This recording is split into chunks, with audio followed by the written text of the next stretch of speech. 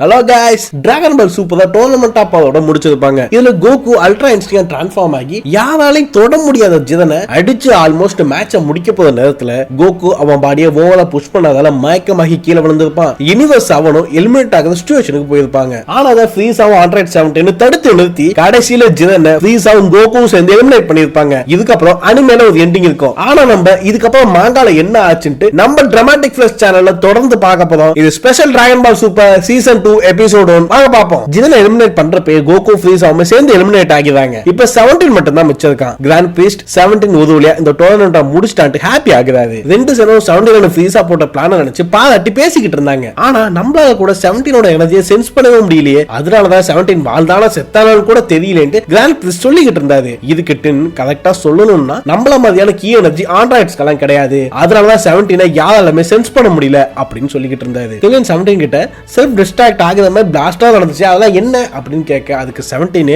டேய் நான் சூசைட் பண்ற மாதிரி மைண்ட் செட்லாம் இப்ப இல்லடா, எனக்கு இப்ப குழந்தை குட்டி எல்லாம் ஆயிடுச்சு, அப்பப்ப யாராச்சும் இப்படி பண்ணுவாங்களா, அதுவும் எனக்கு செல்ஃப் டிஸ்ட்ராக்ட் ஆகிற மூட்லாம் எப்பவோ போயிடுச்சு அப்படின்னு கிரிமினல் கிட்ட சொல்றான். அவன் ஆச்சரியமா பாக்க அடே மொட்டை மச்சான் நீ தானடா டிராகன் கிட்ட என்கிட்ட இருக்க செல்ஃப் டிஸ்ட்ராக்ட் பாம்லாம் மறைஞ்சு போன விஷயம் கேட்ட என்ன மறந்துட்டியா அப்படின்னு 17 கேட்க அட ஆமா இல்ல அப்படின்னு கிரிமினல் சொல்றான். செத்து போடாம ஒழுங்கா நடிக்க கூட தெரியலன்ட்டு 18 சொல்லிக்கிட்டு இருந்தா. டேய் எனக்கு எப்போதுமே புள்ள குட்டியை பாத்துக்கலாம் டைம் கரெக்டா இருக்கு, சீக்கிரமா அடுத்த கட்ட முடிவெடுங்கடா அப்படின்னு 17 சொல்லிக்கிட்டு இருந்தான். வெளியில எலிமினேட் ஆன ஜிதன் சாரி நான் தோத்துட்டேன் அவன் டீம் கிட்ட மன்னிப்பு கேட்டுக்கிட்டு இருந்தான். டிஸ்போ சொல்றான் எனக்கு தெரியும் நான் ஓரளவுக்கு பவர்ஃபுல்லா இல்லன்ட்டு, ஆனா நான் ஓரளவுக்கு பவர்ஃபுல் தான், அதுக்காக எங்க மேல கொஞ்சமாச்சும் நம்பிக்கை விட மொட்டை மண்டையா பேல்மோட் சொல்றது முடிஞ்சிருச்சு ஜிதன், ஒரு நாள் எக்ஸினை ரிவே பண்ண முடியாம போயிடுச்சு. போ பரவாயில்ல எனக்கே இப்ப தெரியும் என்கிட்ட என்ன மிஸ் ஆகுதுன்னு, மாஸ்டர் என் பக்கத்துல இப்ப இருக்குன்னு அவசியம் இல்ல அப்படின்னு சொல்றான். அதுக்கு பேல்போட் கவலைப்படாத மாதிரி நடிக்காத, நீ வெறும் மார்டல் சப்போர்ட்டுக்காக மட்டும் இக்சன் ரிவே பண்ணணும்னு நீ நினைக்கல கரெக்டா, நீ இக்சன் இறந்து போனதுக்கு நீ தான் காரணம்ட்டு உன் மேல நீயே பழிய போட்டுட்டு இருக்க,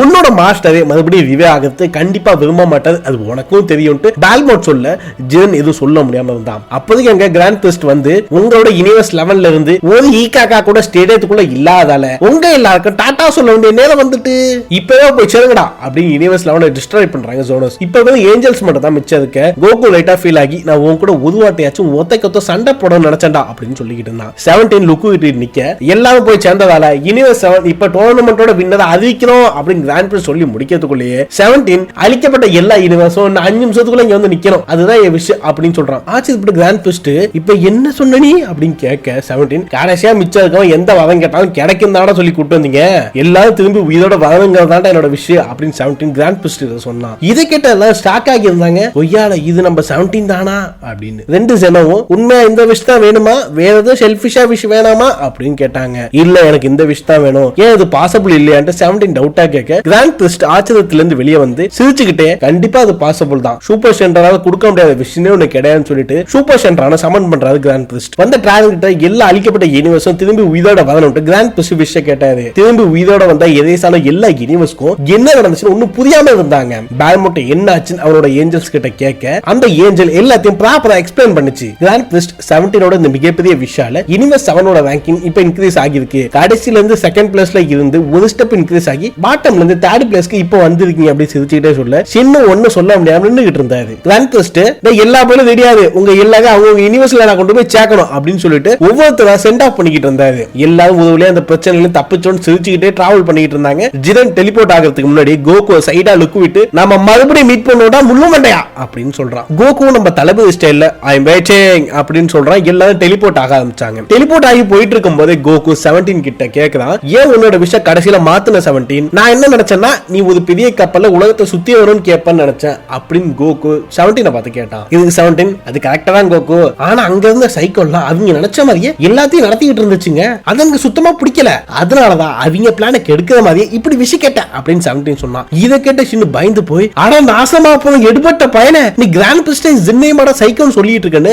பயத்துல கேட்டுக்கிட்டு இருந்தாரு. வெஜிடா உடனே என்கிட்ட நிறைய ஷிப்ஸ் இருக்கு, நான் சொன்னா புல்மா கண்டிப்பா உனக்கு ஒரு ஷிப்பை ஃப்ரீயாவே கொடுப்பா அப்படின்னு வெஜிடா சொல்ல உண்மையாவா அப்படின்னு 17 கேட்க ஆமா எங்க ராஜ பரம்பரையில டொனேஷன் பண்றது ஷிப்பை ஃப்ரீயா கொடுக்கலாம் இதற்கான கோகோ டே இங்க வாடா இவனுக்கு ஃப்ரீயா சோறு போடுற மாதிரி தான் எப்பவுமே பண்ணிக்கிட்டே இருப்போம், அதுவும் நம்ம யூனிவர்ஸை சேவ் பண்ண சேவருக்கு இதை கூட பண்ண மாட்டோமா அப்படின்னு வெஜிடா 17 கிட்ட சொன்னான். அடே நீங்க எல்லாம் பேசுறத கேட்டா கொமெடி கிட்ட தாண்டா வந்து மங்கிக்கலாம், என்ன எப்படா ரிவே பண்ண போறீங்க, எனக்கு பண்ண பிராமிஸ் ஞாபகம் இருக்கா இல்லையா, என்ன கோகு மறந்துட்டியா அப்படின்னு ஃப்ரீசா கோகுவை பார்த்து கேட்க, அதுக்கு கோகு துளசி கூட வாசமானாலும் மாறும், இந்த தவசி வாக்கு மாற மாட்டான்டா, எடுத்துக்கு போன உடனே டிராகன் பாலை கலெக்ட் பண்ணி உன்னை ரிவே பண்றதாண்டா ஃபர்ஸ்ட் டியூட்டி அப்படின்னு சொல்லி முடிக்கிறதுக்குள்ளேயே வீஸ் மேஜிக்கை போட்டு ஃப்ரீசா உயிரோட கொண்டு வந்துட்டாரு. ஃப்ரீசாவோட மண்டையில அந்த ரிங் மறைஞ்சு போறத பார்த்துட்டு நான் உயிரோட வந்துட்டேன் அப்படின்னு ஆச்சரியப்பட்டு கேட்க, கோகு ஷாக்ல இருக்க இது பீனஸோட கிஃப்ட் அப்படின்னு சொல்றாரு விஷ். பீனஸ் சொல்றாரு உன்னோட லாஸ்ட் பிளான் இந்த யூனிவர்ஸை சேவ் பண்ணிச்ச ஃப்ரீசா, அதனாலதான் இது உனக்கு நான் கொடுக்குறேன் அப்படின்னு. இதை கேட்ட ஃப்ரீசா ஷாக் ஆகி கொஞ்ச நேரம் கழிச்சு ஷாக்ல இருந்து வெளியே வந்து வில்லத்தனமா சிரிச்சுக்கிட்டு என்ன நினைச்சு எவனுக்கும் கவலை இல்ல போல, இதுக்கப்புறம் நான் மனசெல்லாம் தெரிஞ்சு நல்லவனா மாதிரி கோவில் அன்னதானம் போறோம் மட்டும் எவனும் எதிர்பார்க்காதீங்க,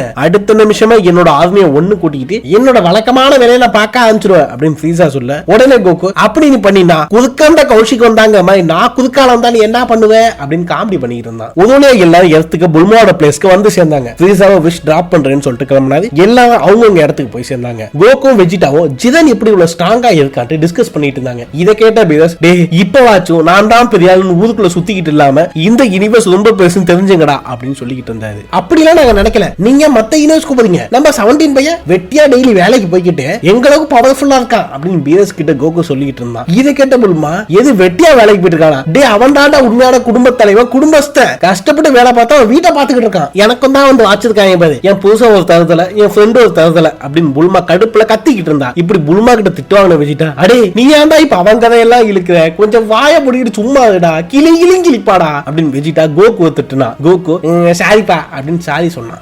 நம்ம இனிமே இருந்தா சரிப்பட்டு வராது, நம்ம வாய் சும்மா இருக்காது, நம்ம கிளம்புவோம் அப்படின்னு முடிவு பண்ண கோகு டாட்டா சொல்லிட்டு நம்ம அப்பா அம்மா சேர்ந்து ட்ரைனிங் எடுப்போம் வெஜிட்டா அப்படின்னு சொல்லிட்டு எஸ்கேப் ஆகுதான். அடே கோத்துக்கிட்டு எஸ்கேப் ஆகுத, வாடா ட்ரைனிங்க்கு சேர்த்து நாலு குத்து இதுக்காக குத்துத, ஐயோ புல்மாவை சமாளிக்கணுமே சமாளிப்போம் அப்படின்ட்டு வெஜிடா புல்மாவை சமாதானப்படுத்த ட்ரை பண்ணிக்கிட்டு இருந்தான். இடத்துல எல்லாமே சிச்சுவேஷன் பழையபடி நார்மல் ஆயிடுச்சு. யூனிவர்ஸ்ல இன்னொரு சைடுல ஃப்ரீசா அவனோட ஆர்மியை ஒன்னு சேர்த்துக்கிட்டு வழக்கம் போல அவன் ஈவில் வேலையை பார்க்க ஆரம்பிச்சான். இப்படியே கொஞ்ச நாள் போச்சு. கோகு ட்ரைனிங் பண்றதுக்காக புல்மாவோட இடத்துக்கு வந்தான். வெஜிடாவும் கோகும் கிராவிட்டி ரூம்ல ட்ரைனிங் பண்ணிட்டு இருந்தாங்க. உன்னோட அல்ட்ரா இன்ஸ்டிங்க் என்னாச்சு அப்படின்னு வெஜிடா கேட்டான். அது கோகு டோர்னமெண்ட்டுக்கு அப்புறம் அந்த பவரை எப்படி யூஸ் பண்றது எனக்கு தெரியல, நினைச்சப்ப மாறவும் முடியல அப்படின்னு சொன்னான். என்ன வேஸ்ட் டெக்னிக் அப்படின்னு கோகு கலாய்க்க, கோகு அதுக்கு இப்ப முடியல, தொடர்ந்து ட்ரைனிங் பண்றது மூலமா கண்டிப்பா ஒரு நாள் நான் நினைக்கிறப்பலாம் என்னால அல்ட்ரா இன்ஸ்டிங் ஃபார்முக்கு போக முடியும் கோகு சொல்லிட்டு இருந்தான். இப்படி கோகும் வெஜிடாவும் ட்ரைனிங் ரூம்ல ட்ரைனிங் எடுத்துட்டு இருக்கிறப்ப வெளியில இருந்து புல்மா டெலிகாம்ல கால் பண்ணா ட்ரைனிங் ரூம்ல இருந்து வெளியே வர சொல்லி, அதுக்கு கிட்ட இருந்து எமர்ஜென்சி கால் வந்ததுக்குன்னு புல்மா சொல்ல, இந்த கோமாளி பை இப்போதைக்கு நமக்கு கால் பண்ணிருக்கா அப்படின்னு கோகு திங்க் பண்ணிட்டு இருக்க ரெண்டு பேரும் ட்ரைனிங் ரூம் விட்டு வெளியே வந்தாங்க. என்ன மேட்ரி அப்படின்னு புல்மா கிட்ட கோகு கேட்க, எனக்கு சரியா தெரியல,